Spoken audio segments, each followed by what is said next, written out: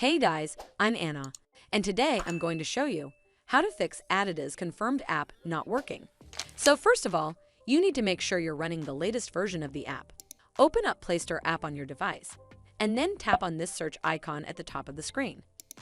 Then search for the app, and if you see this update button right next to the app name, simply tap on it to make sure you're running the latest version of the app. But if you still encounter this issue, then you need to clear app cache. Go to your device settings and then scroll all the way down to Apps and tap on it. From here, search for the app and then tap on it. Once you're on this screen, you need to scroll down and tap on Storage, and then tap on Clear Cache. Clearing app cache should fix the issue, but if it doesn't, then you need to completely reinstall the app. Follow the on-screen instructions to navigate all the way to this app page.